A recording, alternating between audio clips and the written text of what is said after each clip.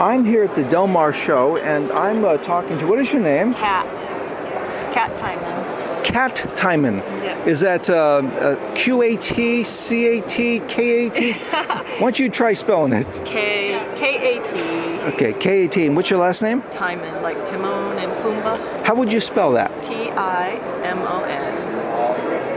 Now, I understand, Cat, that you're going to be doing the La Mesa show, and it's going to be their 10th anniversary. Yes. Now, was this the first time that you've done it, or have you done it before? I have done it only once before, but my girlfriend, who's been in the business a long time, she does it every year. So you have a veteran girlfriend.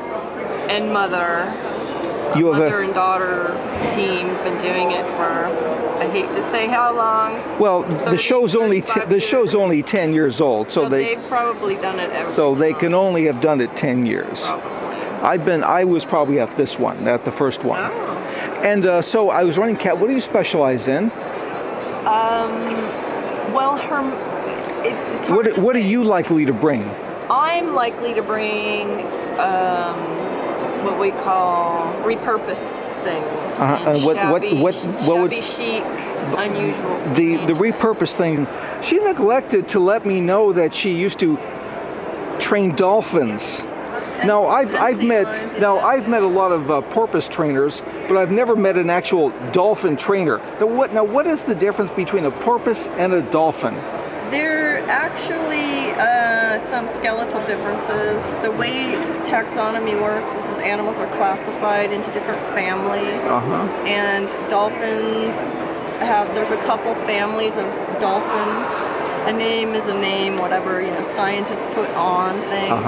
Well, porpoises are in a different family. They have different skeletal structure. Their teeth are a little flat and spade-like instead of conical. You ever looked at a dolphin's teeth? A little round. Well, I always stay away from animals' teeth. It's a practice of mine. But generally speaking, if you're a fisherman, yes, all dolphins are porpoise.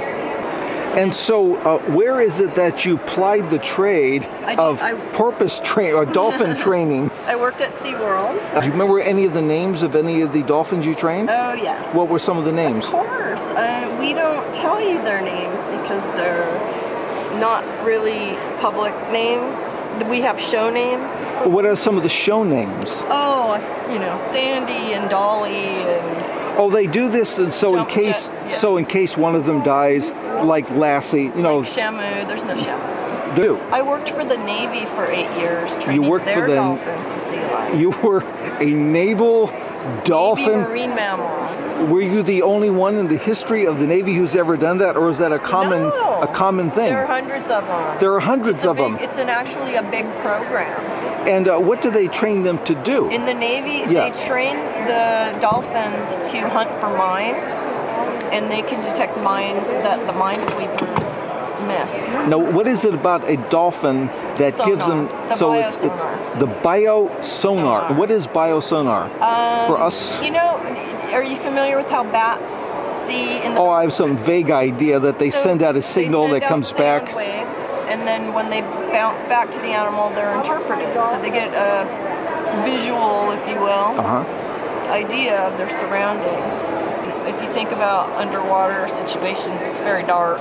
You're not going to rely on your eyesight, are you? So it's the sound waves and their sense of hearing is extremely advanced. And it's two different kinds of hearing. The low frequency sounds that we are used to, they can hear with their ears, but the high frequency sounds that they emit and listen to are it's like a whole different system in there. But so the Navy uses the dolphins to hunt for mines and hunt for intruders. Intruders? Yeah, they guard certain areas against enemy. Is it fair to say that dolphins protect us from terrorists? Yeah. Well, wouldn't that be one of the things? Because terrorists are very stealthy. They do, in fact. One of our oldest. So how many dolphins would you say are in the armed services? That's classified. Oh, what's the formal name? It's called the Navy Marine Mammal Program.